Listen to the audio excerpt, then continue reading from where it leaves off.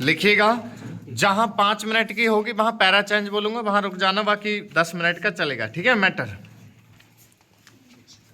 लिखें। माननीय सभापति महोदय, मैं आपका बहुत आभारी हूं जो आपने मुझे इस बिल पर बोलने के लिए समय दिया है। यह जो बिल सहकारिता समिति को एक समिति में भेजने का निश्चय किया गया है, जिस पर कल से बहस हो रही है, उस पर मैं आपके आदेश से कुछ कहना चाहता हूं। श्रीमान, इस बिल को देखा जाए तो यह समझ में आता है कि यह कोई नया बिल नहीं है, बल्कि जो सन 1912 का कानून है उसी की लाइन पर बनाया गया है और कोई नई बात नहीं रखी गई है। श्रीमान, इसमें सहकारी खेती की बात रखी गई है। अगर यह कहा जाए कि यह कोई नई बात नहीं है तो गलत नहीं होगा। जहाँ तक सहकारी खेती का संबंध है तो उसकी तरफ जनता और विशेषकर किसानों का बिल्कुल कोई झुकाव नहीं है और उसका झुकाव ना होने के कारण उन्होंने उसे उस सीमा तक नहीं अपनाया जितनी सरकार को आशा थी। श्रीमान, आपको मालूम है कि नागपुर कांग्रेस में यह प्रस्ताव पास हुआ है कि सहकारी खेती कराई जाए। पूरे देश में इस समय इसका जोर चल रहा है और उसको लाने के लिए ना मालूम इसके कितने रूप रखे गए हैं। यह कहा गया है कि इसके अंदर कोई जोर नहीं है। अभी एक माननीय सदस्य कह रहे थे कि राजनीतिक पार्टी के लोग यहाँ पर सहकारिता के संबंध में कुछ कहते हैं और बाहर किसानों से कुछ और ही कहते हैं। वे किसी से यह भी कहते हैं कि तुम्हारी जमीन छिन जाएगी। मैं यह निवेदन करना चाहता हूं कि यह जो कहा गया है और किसानों के अंदर जो भावना पैदा होती है वह इस बिल से साफ स्पष्ट होती है कि वह गलत भावना नहीं है। मैं यह जानता हूं कि जब किसान पार्टी का जोर बढ़ा और किसानों की आवाज़ ऊंची हुई तो सरकार ने और हमारे नेताओं ने नहीं कहना शुरू कर दिया कि हम सहकारी खेती को किसानों के ऊपर लादना नहीं चाहते, बल्कि यह तो किसानों की इच्छा पर है। लेकिन इसके साथ ही साथ एक बात मैं पहले भी निवेदन कर चुका हूं और फिर भी निवेदन करना चाहता हूं कि नेताओं का अपना विचार होना चाहिए।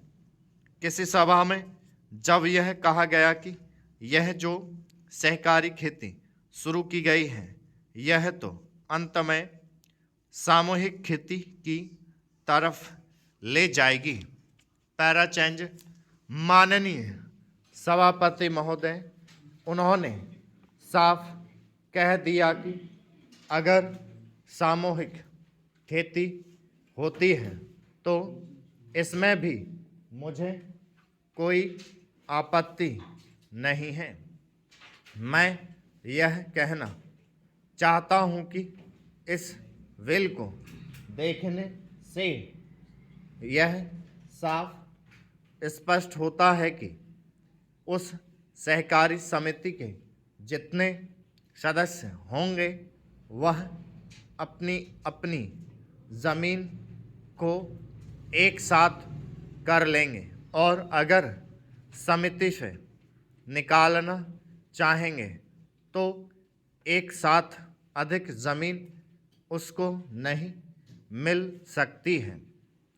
इस विल के संबंध में इस सदन के सहकारी दल वाले लोगों ने और विरोधी दल के लोगों ने बहुत सी बातें कही हैं।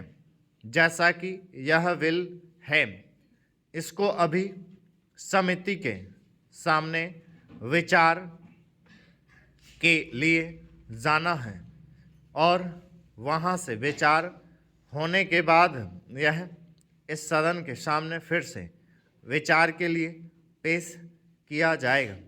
तब माननीय सदस्यों को पूरी तरह से यह अधिकार होगा कि जहाँ तक इसमें दी गई बातों का संबंध है उसमें परिवर्तन ला सकते हैं या उसको हटा सकते हैं।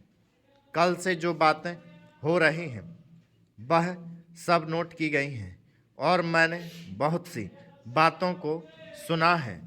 इस समिति में उन सब बातों पर विचार किया जाएगा।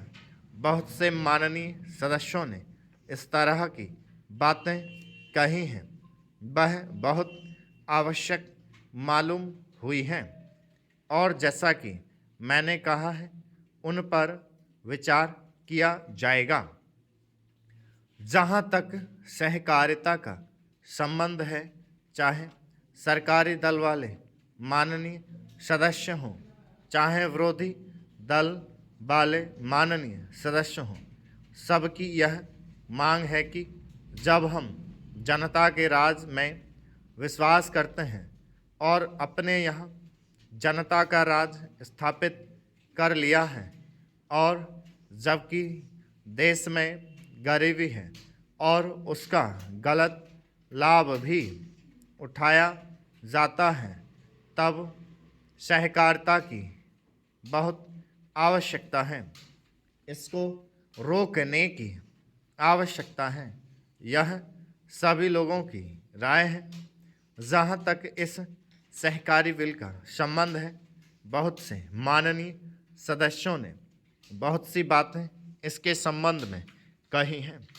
मैं सब बातों का विवरण में तो उत्तर नहीं दे सकता हूँ, लेकिन मैं थोड़े में विशेष बातों का उत्तर देने का प्रयत्न करूँगा। जैसा मैंने अभी कहा, जब हमने अपने यहाँ जनता का राज स्थापित किया है तो हमें अपने समाज के ढांचे को बदलना पड़ेगा। हमारे यहाँ गरीबी और अमीरी चली आती है। हमारे देश में एक गहरी खाई चली आती है और आज भी समाज में गलत लाभ उठाया जाता है।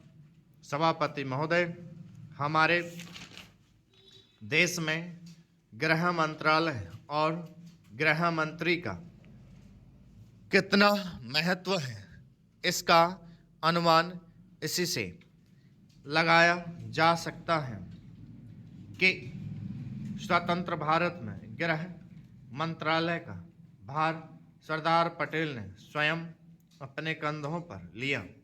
सरदार पटेल का साहस, उनका उत्साह और उनकी बुद्धि तीनों ही हमारे गृह मंत्रालय के लिए आदर्श का काम कर सकती हैं।